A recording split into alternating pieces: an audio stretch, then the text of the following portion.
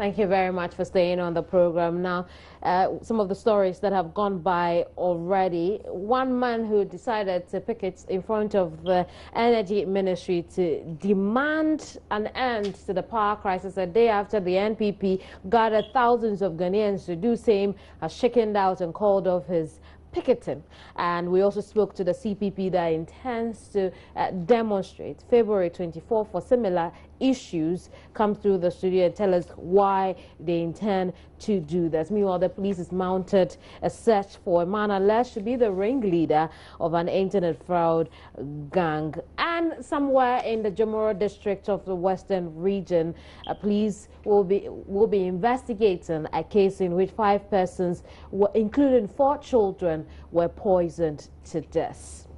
Now we can talk about road safety. Statistics from the National Road Safety Commission indicates that road accidents in Ghana in 2014 reduced compared to 2013. Now, accidents are one of the major causes of death and injury in Ghana, but the National Road Safety Commission says there was a significant drop in the number of accidents and deaths from last year. Joining us over the telephone line now is Public Relations Officer for the Commission, Kwame Tiahene. Thanks for joining us here. Good morning. Thanks for having me. Great. Now, tell us more about this drop in the number of accidents 2013 compared to 2014. Well, thank you very much. I think that towards the end of the year, we confirmed the situation for last year and validated data in terms of the situation for 2013. If you did compare that with the full year 2014, which is still... Hello, Kwame. Hello. Can you speak up for me? It's difficult to hear you. Is it better? If it stays this way. Is it okay? Yes. Good.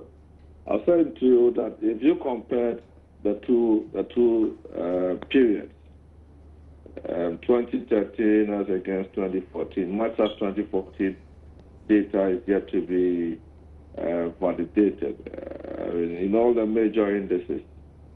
As far as crash data measurement is concerned, we recorded some reduction in number of cases that were reported, some 11%. In the number of vehicles that were involved, some 13% reduction.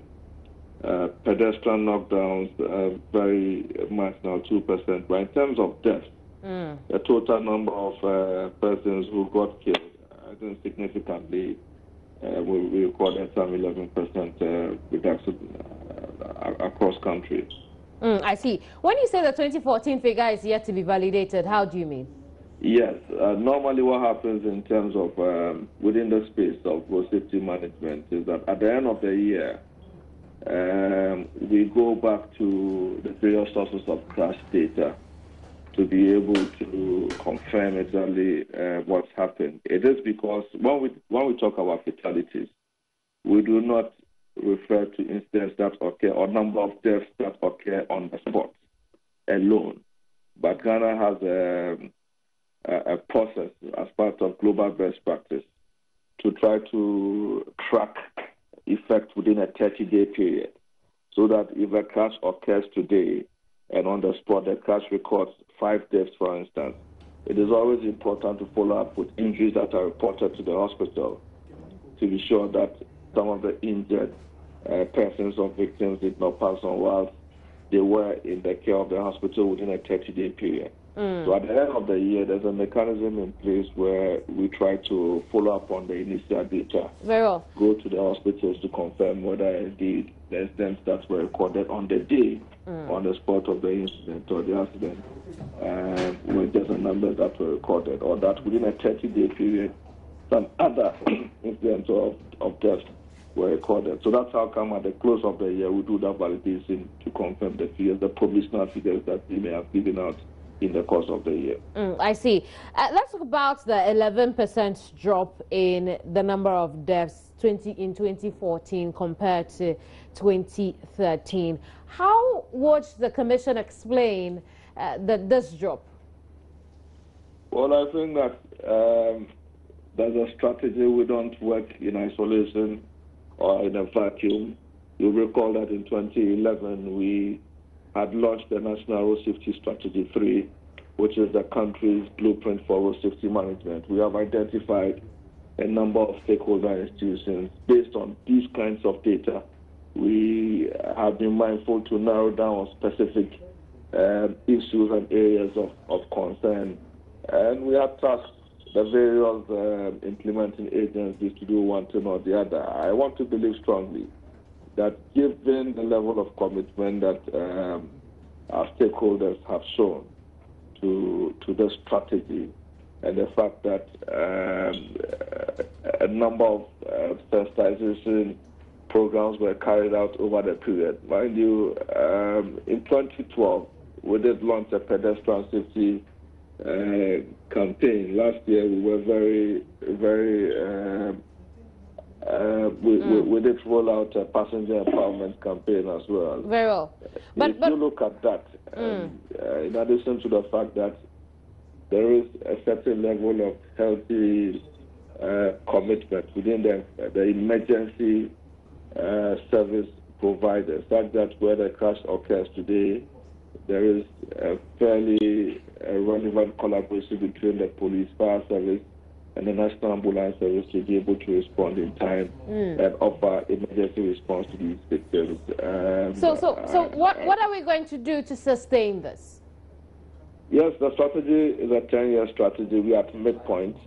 2015, as I speak to you, we are almost ready with the action plans for the next 2 years. And very soon we may invite you to have a fair view of what we expect of stakeholder institutions. Mind you, the Commission, as a coordinating body responsible for road safety management and these situations, relies on the performance of other institutions. The DVLA is responsible for safer vehicles, competent drivers. The road agencies are mandated to make sure that our roads are in good condition. The Commission itself, research and advocacy, the police, enforcement, the emergency service providers have their roles and responsibilities. So, in sustaining what has been marginally achieved over the period, our commitment is to be able to continue to encourage our partners to renew their commitment, invest more resources, so that we can continue to record these kinds of reductions in data controls. Thank you very much for your time, Kwame. Kwame Etuahene speaks for the National Road Safety Commission. Let's talk about something rather sad, where a 20-month-old toddler is recovering in hospital in Swedru after he was abducted and dumped in a pit latrine. The baby was picked up from his house as his mother and grandmother, who are his caretakers, were away attending a funeral. Joy News reporter Lord Eduasari has been to the town and he's here with me in the studio with more on this. Very terrible thing to happen to a child. But Lord, how did this child end up in the pit latrine? Very sad. Okay, now apparently there was a funeral in the town, and so the grandmother and the mother leave for the funeral. They are the caretakers because the father is in town. He lives in Accra as a taxi driver. Now he visits the town to see his little only son actually, and then he goes to ask them, and then they don't know where he is. It's a very open place. It's a compound, and so it's the kind of neighborhood that you have children playing around and no one really cares. And then he comes to ask the grandmother, and she's like, oh, he's around. And the mother is also saying that, oh, I thought he was with you. And then they realize that the boy is nowhere to be found. On our screen now is the latrine where the child was found. The 20-month-old baby was found. Yeah. How was he found? Now, a lady actually I spoke to the lady who was going to take her bath, and then she heard some small sound and noise in the latrine. A baby's cry? Exactly. Let's just listen to that, Soti. Well, let's again listen to that briefly, because I'm very much interested to know who did that. Look at that. I had a nature's call. I wanted to go and bath. When I went, I put the water there and I came to the toilet. But after easing myself, I was urinating when I heard the noise, tung tung, and a feeble noise, a voice, making. So I shouted, Moses, Moses, Sir Moses, is your cat in the? Your cat is in the toilet again. Got proud to that, a cat fell in the toilet, and he said, no, my cat is not in the toilet. So I called my landlady, Amelia, there's something making noise in the toilet. And so bring torch. So a lot of people came because the people we were all looking for the boy. So they came and they put the torch inside. It was the boy, and they brought him out. This is absolutely disturbing. Very. In what state did they find the child? He had his legs bound together with his arms, and his head had been covered. And so he was in there for about 6 hours, and then maggots was just all over his body, and they had to rush him to the hospital. And when they took him to the hospital, they extracted almost a bowl full of maggots from him. His tummy had bloated up, Goodness. and apparently those who did this to him put glue on his eyelids, so it was still shut. So till days he's not been able to open his eyes. But then I spoke to the grandma, and then she went to visit him at the hospital, and right now he's been able to make sound like mama, but he still can't open his eyes. Oh my goodness. But let's talk about his recovery. Do the doctors think they can do anything about his eyes? He's responding to treatment. They can't say anything about his eyes right now because it's still really dicey. They don't want to cut it, and then because of his age, don't. Does the police know who could have done this? When the incident happened, they arrested everyone in the house, but they later on bailed some of them. When I was left with 2 people still in the cell. Why is it important those 2 stay there? Do you know?